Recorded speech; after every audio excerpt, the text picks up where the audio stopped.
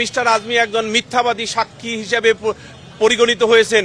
Prosecution এবং আমরা defence পক্ষের আইনজীবীগণ যে দেখতে পাবে না আমাদেরকে তর্কিত জেআইসি নামে ডিজিএফ এর যে বন্দিশালা ভিজিট করা হয়েছে, সেই জায়গায় মিস্টার আজমির যে বক্তব্য থেকে, অর্থাৎ তিনি মিস্টার আজমি যে সাক্ষ্য দিয়েছেন ট্রাইব্যুনালে, সেই সাক্ষ্য এবং আজকে যেটা দেখা গিয়েছে তাতে মিস্টার আজমি একজন মিথ্যাবাদী সাক্ষী হিসেবে পরিগণিত হয়েছেন। কিভাবে আমি একটু বলি। মিস্টার আজমি জবানবন্দিতে বলেছেন যে তিনি জেআইসির অধীনে অর্থাৎ ডিজিএফ এর বন্দিশালায় থাকার সময় আলো, বাতাস, চন্দ্র, সূর্য, গাছপালা কোনো কিছু দেখেন নাই। অথচ আজকে যে রুমটি 17 ফিট বা 21 ফিটের নামে যে এসি রুমের টাইলস করা যে রুমটি দেখানো হয়েছে, সেই রুমে কিন্তু দুটো জানালা আছে দক্ষিণ দিকে।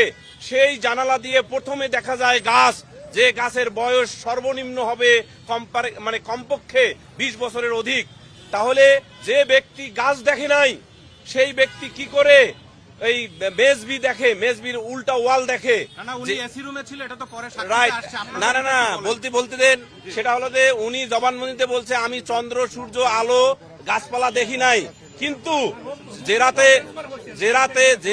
জেরাতে বলা হয়, যখন জেরা করা হয়েছে তখন উনি বলেছেন যে হ্যাঁ, মেজবিতে আমি চাকরিকালীন সময় গিয়েছি, মেজবির উত্তরে অর্থাৎ ডিজিএফ এর দক্ষিণে গাছপালা আছে এবং সেই গাছপালা ওনার যে রুমটি দেখানো হয়েছে আজকে, সেই রুমের দুটি জানালা দিয়ে প্রথমে গাছ দেখা যায়। তাহলে গাছ যদি উনি না দেখে তাহলে উনি মেজবিও দেখে নাই। এই কারণে দিবালোকের মতো পরিষ্কার মিস্টার আজমি মিথ্যা সাক্ষ্য দিয়েছেন এবং তিনি একজন মিথ্যাবাদী সাক্ষী। আরেকটি বিষয় এখানে খুবই প্রণিধানযোগ্য এবং উল্লেখ করা প্রয়োজন, সেটা হলো যে আমাদের মাননীয় ট্রাইব্যুনালের যে বিচারপতি মহোদয় 3 জন এই মামলায় 34 নম্বর আদেশ এর মাধ্যমে এই ঘটনাস্থল, তর্কিত যে ঘটনাস্থলে পরিদর্শনে আজকে এসেছেন, লানের চিফ প্রসিকিউটর সহ আমরা যারা ছিলাম, সেই আদেশে ওনারা উল্লেখ করেছেন রুয়ান্ডা এবং যুগোস্লাভিয়াতে বিচারকগণ সংশ্লিষ্ট ঘটনাস্থলে গিয়েছেন। এখানে একটা বিষয় পরিষ্কার করা দরকার, রুয়ান্ডা এবং যুগোস্লাভিয়াতে যে বিচারকগণ ঘটনাস্থল পরিদর্শন করেছিলেন after conclusion of the whole trial, অর্থাৎ after conclusion of the recording of the evidences, সকল সাক্ষীর সাক্ষ্য গ্রহণের পর শুধুমাত্র আর্গুমেন্টের আগে গিয়েছিলেন।